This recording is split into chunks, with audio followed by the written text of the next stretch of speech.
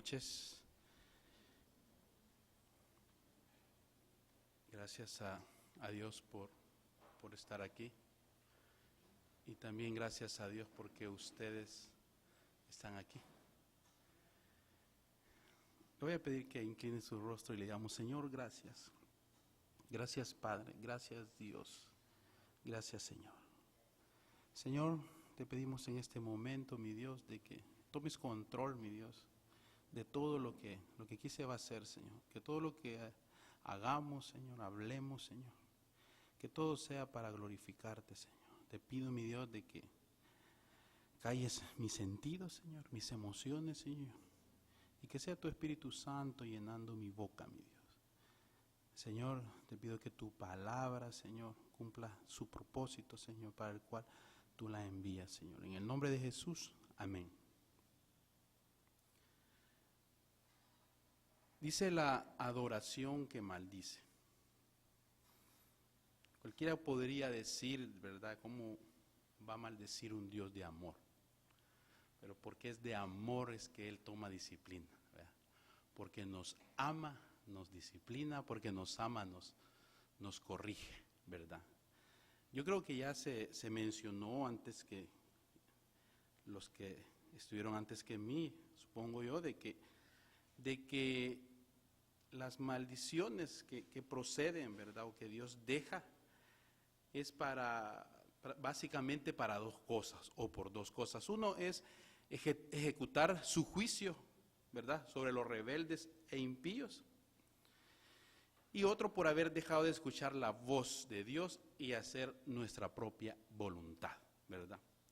En otras palabras, la desobediencia, ¿verdad? Por eso es de que realmente nosotros encontramos, ¿verdad?, esas maldiciones. Podemos decir que quizás las principales desobediencias, ¿verdad?, que provocan esas maldiciones son dos, ¿verdad? Y que son las que vamos a tratar ahora, ¿verdad? Y las principales desobediencias que provocan en particular estas maldiciones, ¿verdad?, son el quebrantamiento de los dos principales o dos primeros mandamientos, ¿verdad? Yo quiero que vaya a su Biblia y vea Éxodo capítulo 20, versículos del 2 al 5. Vamos a leer los primeros dos mandamientos. Sabemos nosotros de que los primeros 4 mandamientos están dados a nuestra relación con Dios, ¿verdad? Y los otros 6 son la relación con nuestros semejantes, ¿verdad? Pero vamos a hablar de esos 2 mandamientos. Sobre eso va a girar nuestra prédica, nuestra meditación de esta noche. Dice Éxodo capítulo 20, versículos del 2 al 5. Yo soy Jehová tu Dios, que te saqué de la tierra de Egipto, de casa de servidumbre. No tendrás dioses ajenos delante de mí. No te harás imagen ni ninguna semejanza de lo que esté arriba en el cielo, ni abajo de la tierra, ni en las aguas debajo de la tierra. No te inclinarás a ellas, ni las honrarás, porque yo soy Jehová tu Dios, fuerte, celoso, que visito la maldad de los padres sobre los hijos, hasta la tercera, dice, y cuarta generación de los que me aborrecen. Fíjese, dice que hasta la cuarta generación, dice que visita Dios, ¿verdad?, cuando nosotros no cumplimos con estos mandamientos.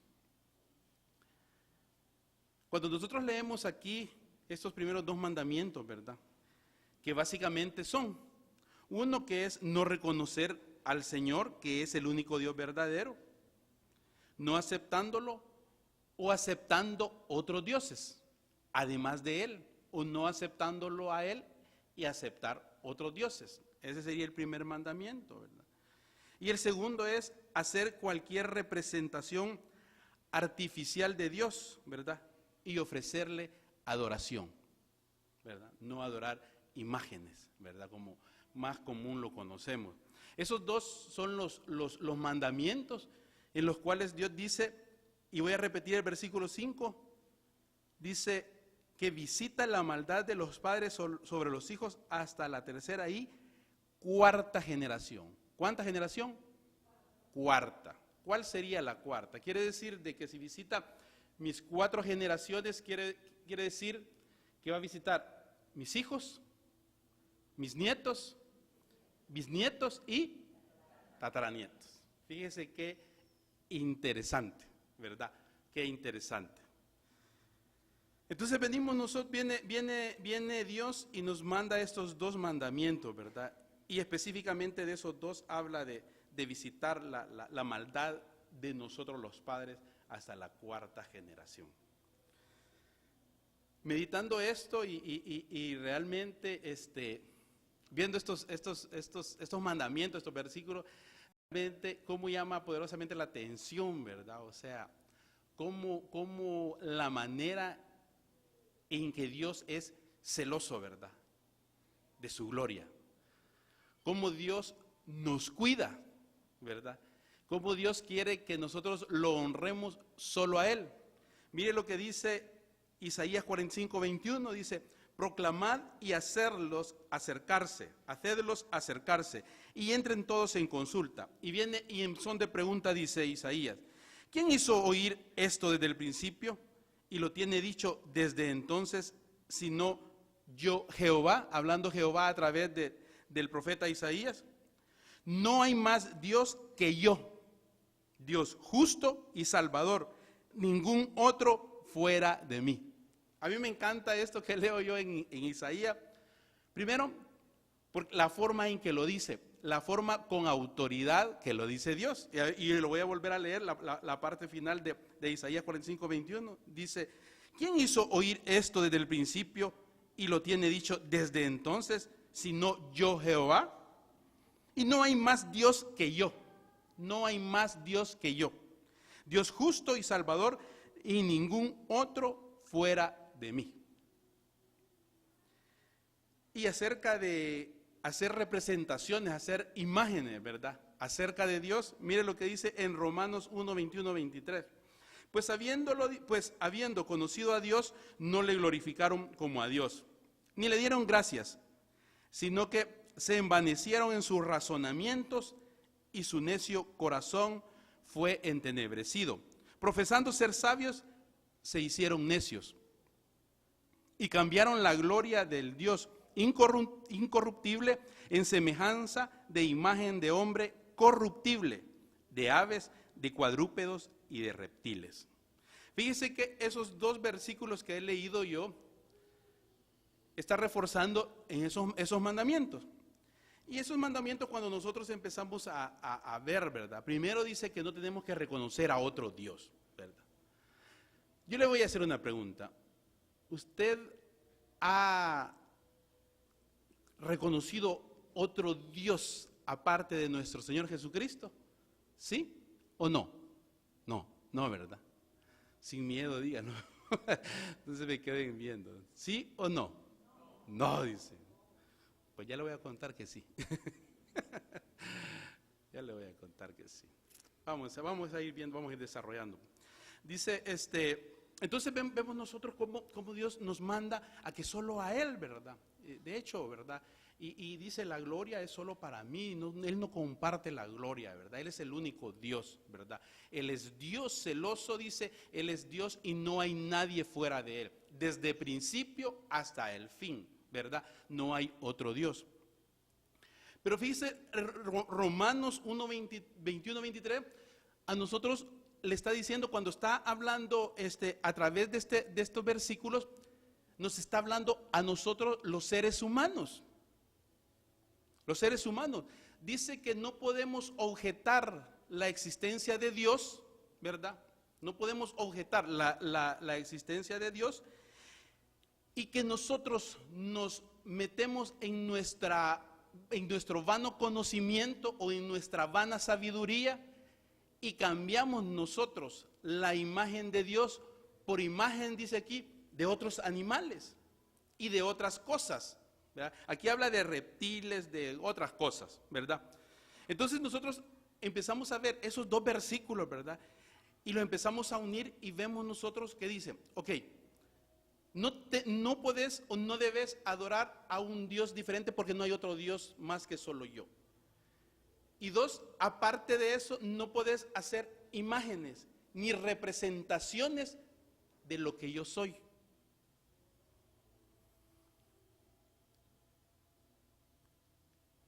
Nosotros somos quizás a través de nuestra cultura, y yo creo que quizás la mayoría provenimos nosotros de la religión, de una religión muy, muy tradicional, algunos de otras, ¿verdad? Pero que es común ver en nuestra cultura cómo nosotros hacemos, cómo el ser humano hace imágenes de Dios, crea imágenes o figuras de Dios. Y fíjese cómo el hombre no tiene conciencia quizás, o como dicen por ahí, no le cae el 20 de que hacer figuras o creer algo que es Dios, no lo podemos hacer. De un Dios santo, de un Dios glorioso, de un Dios salvador, no podemos hacer nosotros ninguna figura. Y cuando nosotros vemos la historia, vemos nosotros que el ser humano siempre ha asignado a diferentes objetos, ya sean naturales o artificiales, ya sea de madera o de lo que sea, le ha asignado esa imagen de Dios. Entonces no podemos nosotros, todavía no nos cae el 20 eso, de que no podemos nosotros hacer eso. Y esto lo estamos solamente para ir entrando en contexto, hermano. No piense de que yo vengo a hablarle de lo que usted, de ninguna religión en particular, ni nada. Le estoy entrando en el concepto y cómo hemos venido nosotros, porque provenimos, básicamente, la mayoría creo yo, provenimos de ese contexto, ¿verdad? Entonces, y fíjese cómo eso es grave y nosotros no nos podemos dar cuenta. Pongámoslo de una manera quizás un poco más sencilla para un poquito más de comprensión. Porque como ahí dicen, va de repente, no, si adoramos el mismo Dios, dice. Aun cuando nosotros tengamos alguna figura y dicen algunas religiones o algunos grupos o algunas sectas, dicen, no, si es el mismo Dios. Si yo no sé por qué ustedes nos critican, los cristianos, si es el mismo Dios, dice. Si mira, antes adoraba el sol, pero ellos decían el sol, pero era Dios. Ellos decían la luna, pero era Dios. Ellos dicen esto, pero era Dios. Ellos dicen, y cuando empezamos a venir aquí estamos tan descontrolados que cuando vemos nosotros en ciertas regiones de la India y de un montón de partes, hasta animales, a ratas, pues adoran, ¿verdad? Y fíjese cómo son las cosas para que nosotros tengamos una idea un poquito más mentalizada a la capacidad de nosotros. Imagínense que vengo yo y vengo yo y ya no estoy, ya por cualquier situación, ya Dios me llamó a su presencia o me fui, lo que sea. Y viene mi esposa, como me quiere mucho, ¿verdad? Y como yo fui un buen esposo, ¿verdad? ¿Dónde está ella ahí, verdad? Si hubiera estado ella, ¿qué se sale? No, va. Pero me quiere a mí, me ama. Vamos a suponer que me ama, pues, ¿va? Que ella de verdad que no puede vivir sin mí. Entonces vengo yo y por X razón yo ya no estoy. Entonces viene ella y dice, como no está René, dice, voy a buscar algo que me lo recuerde a él. Y busca, no sé, voy a buscar un alacrán, voy a buscar el alacrán por la cuestión del carácter. Pues no, un zancudo. Voy a buscar un zancudo y ese zancudo lo voy a poner y lo voy a poner en un cuadro. Y ese cuadro me va a recordar a René Monroy, a mi esposo, dice, porque lo amo. ¿Qué creen que voy a pensar yo? Imaginémonos ahora a Dios, que yo le estoy sobreponiendo yo algo o alguien y digo que lo estoy adorando a eso, a algo, y que mi adoración va hacia Él. ¿Cómo se sentirá Dios? Un Dios santo, un Dios glorioso. ¿Cómo se sentirá? Entonces estamos nosotros viendo cómo es de grave eso. Yo creo que se nos va abriendo como un poquito más la perspectiva de cuán grave es, pues. O sea, porque podemos decir, ¿verdad? Y inclusive nosotros podemos decir, no, si no importa, si al mismo Dios adoramos. No, hermano, yo le voy a decir una cosa, por lo menos en mi carácter personal, que me digan a mí otras religiones, ¿verdad? No sé si al mismo Dios adoramos. Yo no lo creo, hermano. Porque cuando yo veo la palabra, lo que dice la palabra, no dice lo que ellos están haciendo. Entonces yo no puedo decir, no, si adoran al mismo Dios. No podemos, hermano. Vemos nosotros ahorita cómo Dios lo hace y cómo nosotros hemos venido haciendo, ¿verdad? En cuanto a que Dios lo que representa, y nosotros no podemos nosotros hacer ninguna representación, ni hacer ninguna representación, ni adorar otro Dios, ni adorar además de Él, ¿verdad? Pero ¿qué es lo que conlleva a nosotros hacer esto? O sea, el quebrantamiento de estos dos mandamientos. Y digo qué es lo que conlleva porque ya vamos a ir viendo más adelante que de alguna manera, hermanos, estamos metidos en esa atmósfera de esa falla. Por eso les preguntaba yo, ¿quiénes han adorado a otro Dios? Y dijeron, no, yo no va. Pero vamos a ir viendo cómo nosotros hemos ido fallando. Entonces les decía yo que el quebrantamiento de esos dos mandamientos, ¿verdad? Lleva las características de una maldición, porque él literalmente lo dice, ¿verdad? Que va a maldecirlo a los padres y a 4 generaciones más, ¿verdad? Entonces esta forma de idolatría, esta es una forma de idolatría. Eso es lo que estamos haciendo nosotros. ¿Por qué? Porque estamos adorando nosotros un Dios diferente, ¿verdad? Y aparte, bajo entre comillas, la premisa de que lo estamos adorando a Él, hemos estado adorando otras cosas, ¿verdad? Entonces, ese quebrantamiento de esos dos mandamientos, ¿verdad? Es una forma de idolatría que el ser humano ha practicado. Que el ser humano, cuando digo el ser humano, que también nuestros antepasados, porque hoy hagámoslo al revés.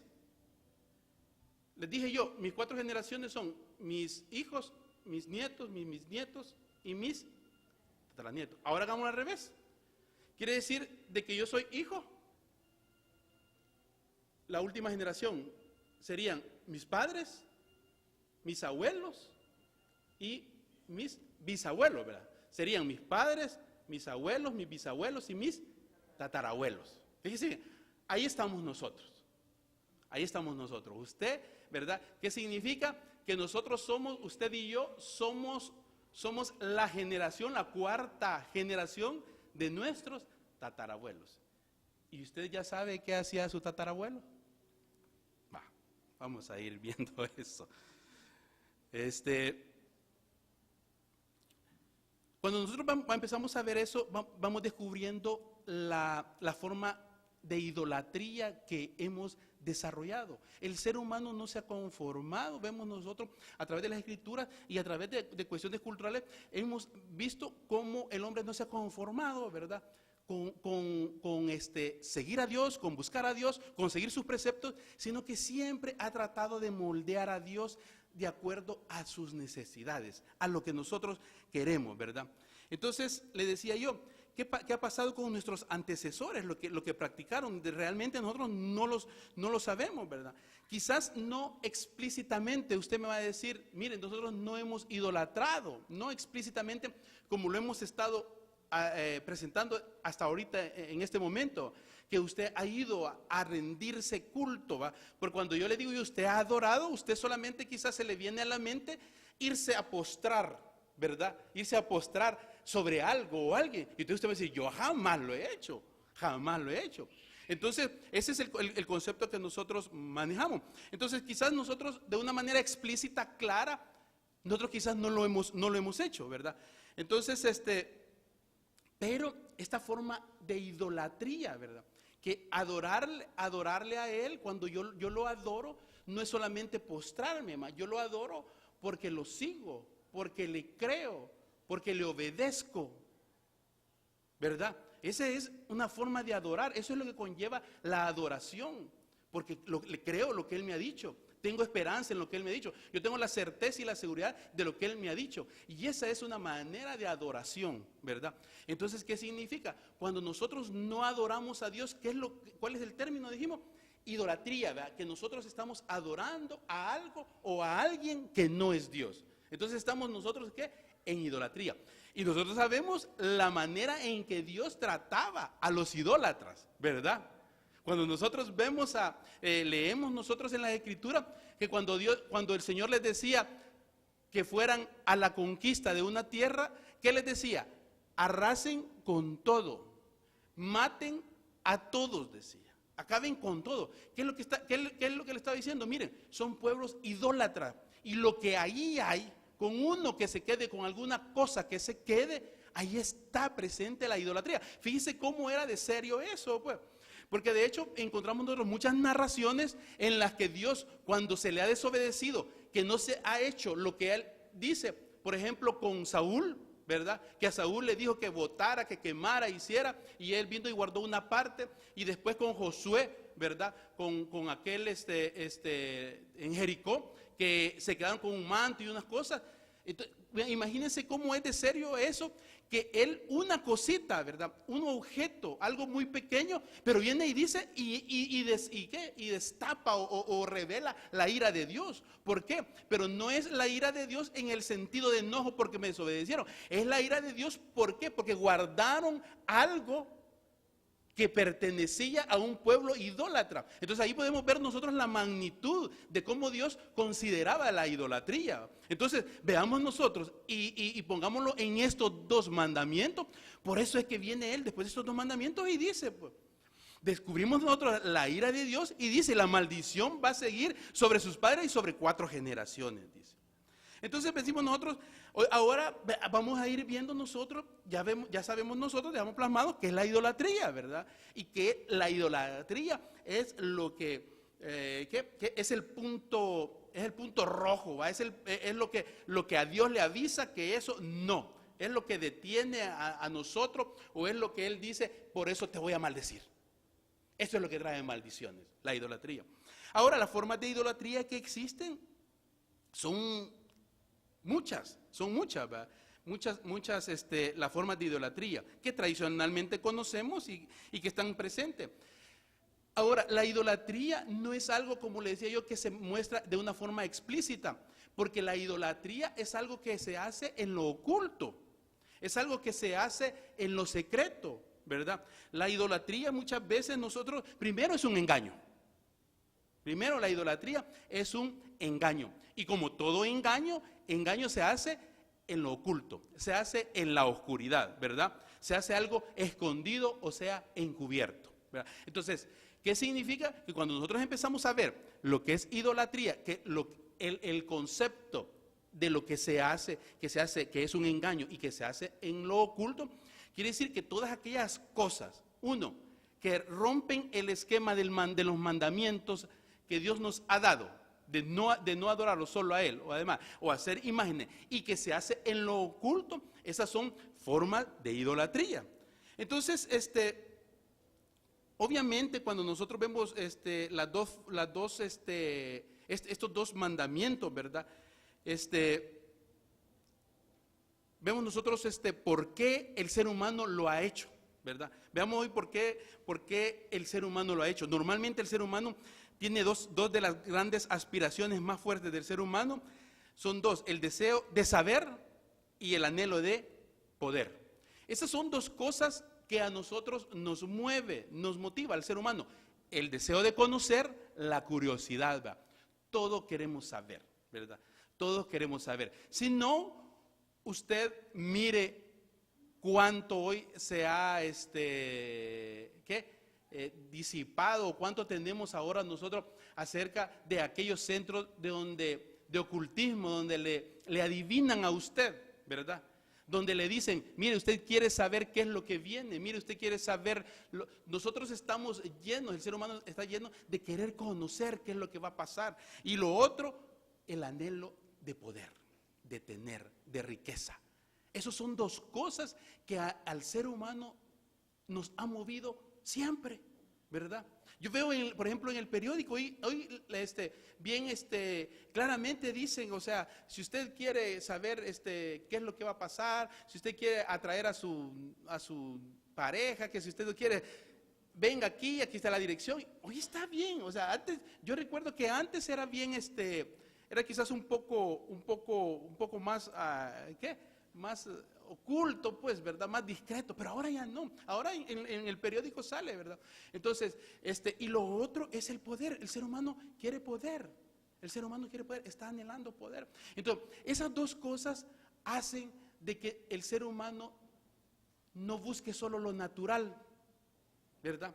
Sino que ese anhelo de esas dos cosas hace que nosotros nos vayamos a lo sobrenatural, ¿verdad? El anhelo de conocer y el anhelo también de poder, que nosotros busquemos las cosas sobrenaturales. Y como les decía, por eso es de que hoy todos esos centros de ocultismo y de todo se han aumentado, pues, ¿verdad? Por eso, ¿verdad? Yo recuerdo que antes, para encontrar esos lugares, primero no eran unos lugares públicos, ¿verdad? Yo les voy a contar más adelante. Yo recuerdo que tuve un familiar que manejaba todas esas cosas, ¿verdad? Pero no era un poquito secreto, que solamente se podían dar cuenta a través de amistades y de cosas así, ¿va? Y dicen que allá hay, ¿va? Ahora ya no. Entonces, cuando nosotros empezamos a hablar del ocultismo, ¿va? Básicamente nosotros conocemos tres ramas, que son la hechicería o brujería, la adivinación y el sortilegios. Esas son las tres cosas áreas principales del ocultismo. Y fíjese cómo son las cosas.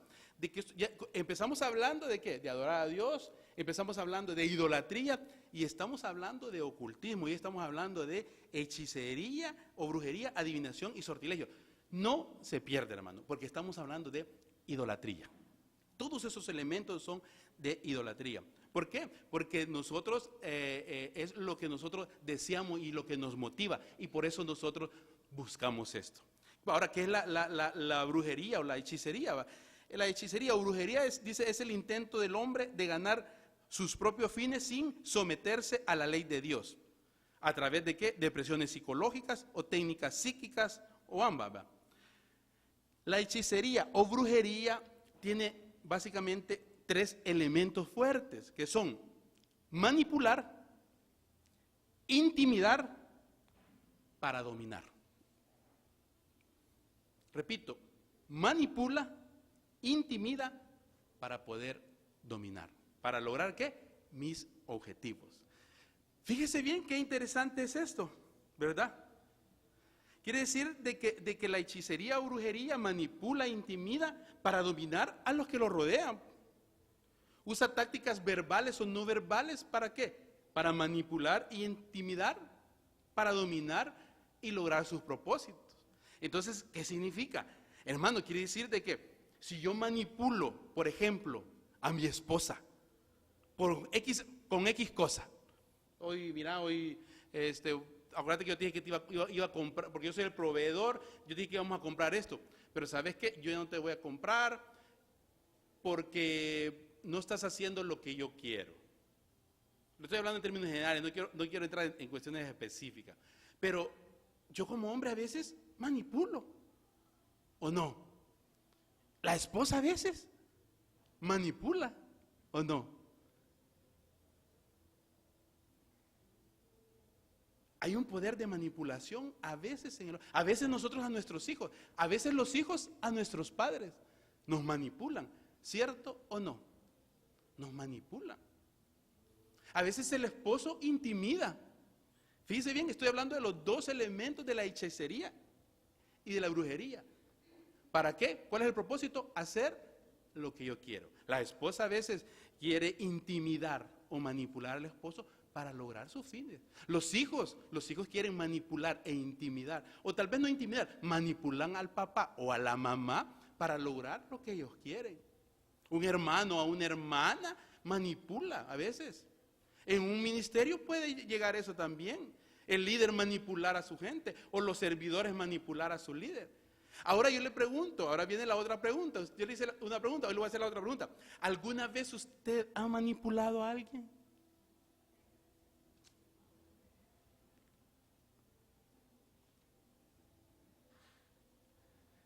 Se va dando cuenta cuando nosotros empezamos y la palabra nos va a nosotros guiando, pues, cuando empezamos a descubrir nosotros por qué Dios aborrece eso y por qué Dios inclusive maldice hasta las 4 generaciones.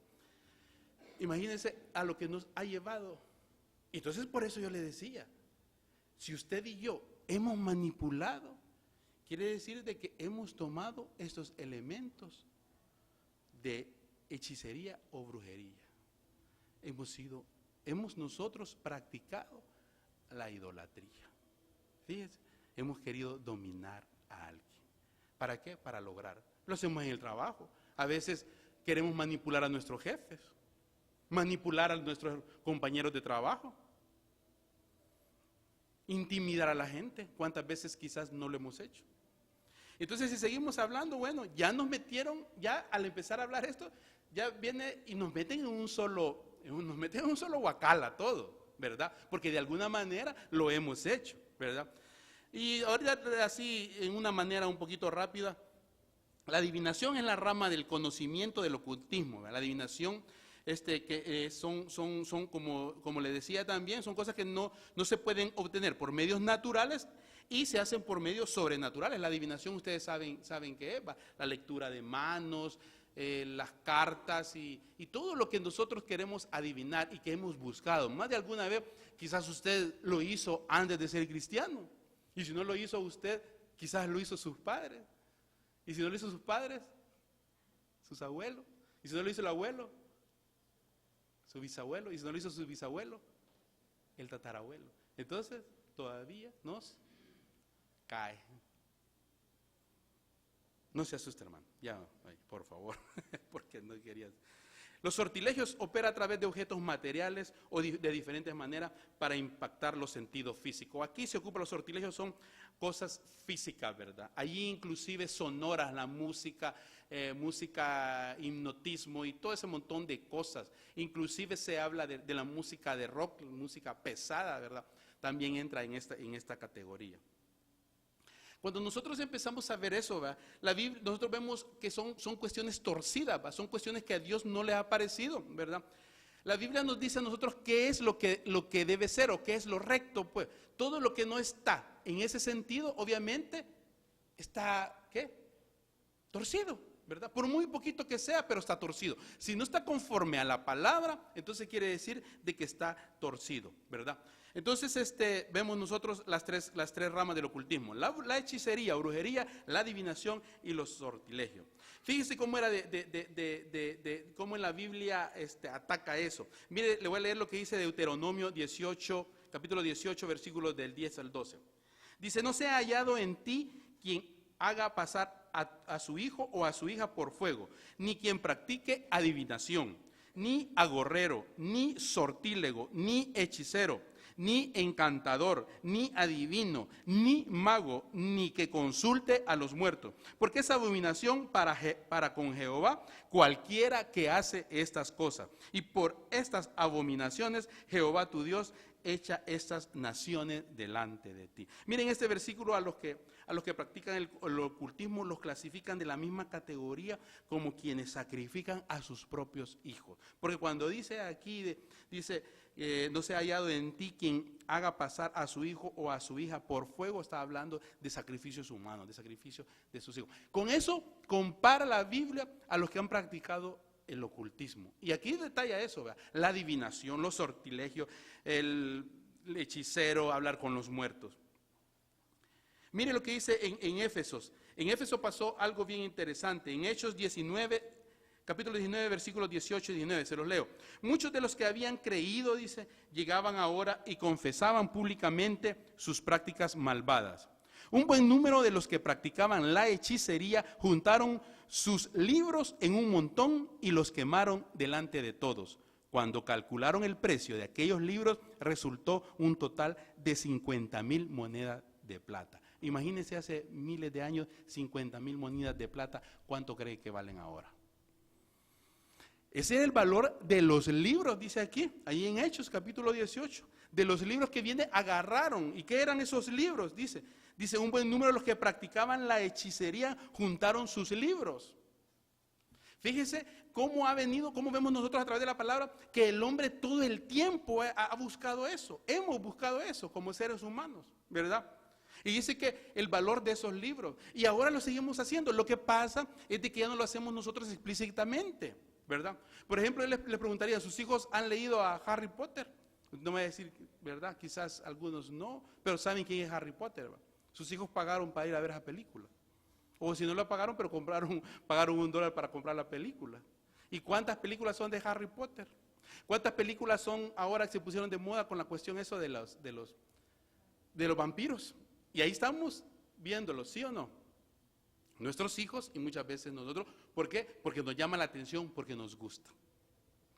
¿Ven ustedes cómo es el trasfondo que traemos nosotros desde allá? Y por qué las cosas se reflejan ahora, pues, ¿verdad? ¿Por qué se reflejan ahora? Por eso no nos asustemos nosotros que nuestros hijos a veces les atraen esas cosas que ocultas. No le asuste, ¿sabe por qué? Porque dice que 4 generaciones antes, si se practicó algo, le cayó. Estamos fregados, hermano. Estamos fregados, ¿verdad? Entonces quiere decir de que fíjese que en ese momento, aquí en el libro de Hechos, dice que el apóstol Pablo dice que cualquier material ese lo quemaron. Dice. Aquí volvemos a caer nosotros en lo mismo, ¿va? Lo quemaron, no lo anduvieron guardando, ¿va? Que a veces nosotros tenemos algunos objetos, ¿verdad? Ay, tengo este elefante porque el elefante atrae pisto. ¿Qué es lo que trae el elefante? No, que ahí tenemos nosotros la herradura, ¿verdad? Que da no sé qué cosa. Y no, que tenemos la flor de no sé qué porque esa dice que atrae. Y fíjese cómo nosotros hemos estado cayendo sin darnos cuenta, ¿verdad? Y que posiblemente lo más probable es de que nuestros antepasados algo practicaron de eso.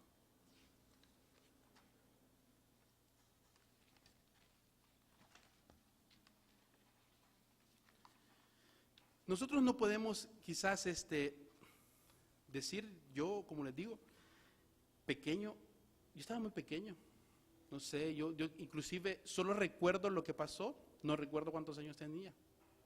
Yo estaba pequeño y yo recuerdo que me llevaron a un lugar de esos. Ahí me llevaron a un lugar de esos. Antes se disfrazaban como la hermanita tal, ¿verdad? El hermanito tal tiene el centro tal, ¿verdad?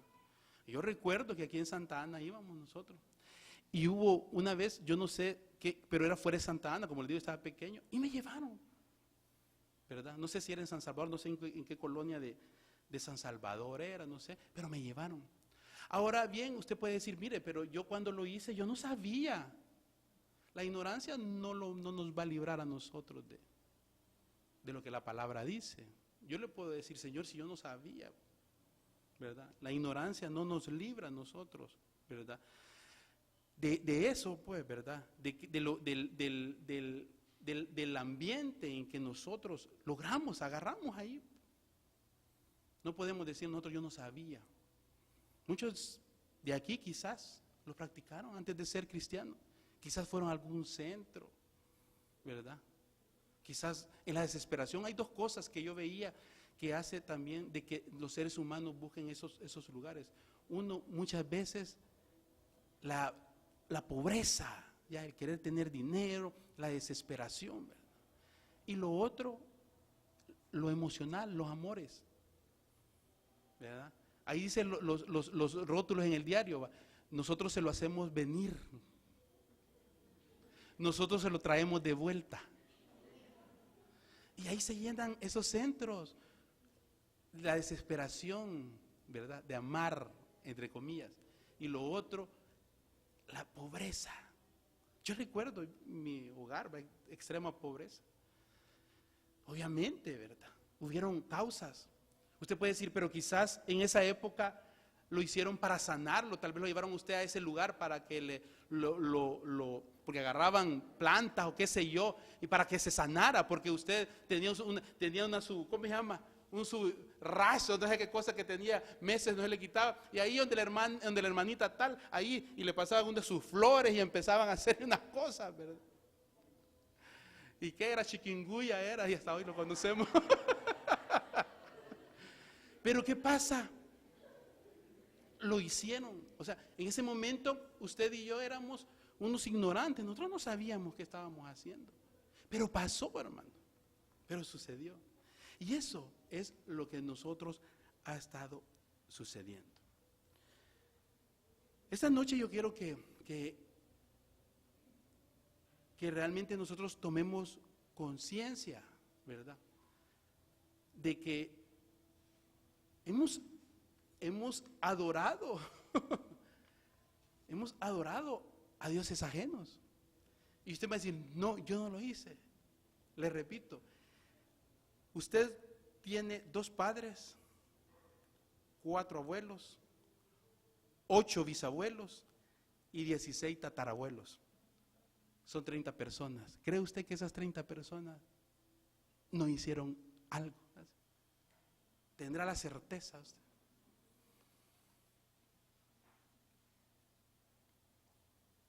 Ese en realidad es cuando nosotros vemos ¿verdad?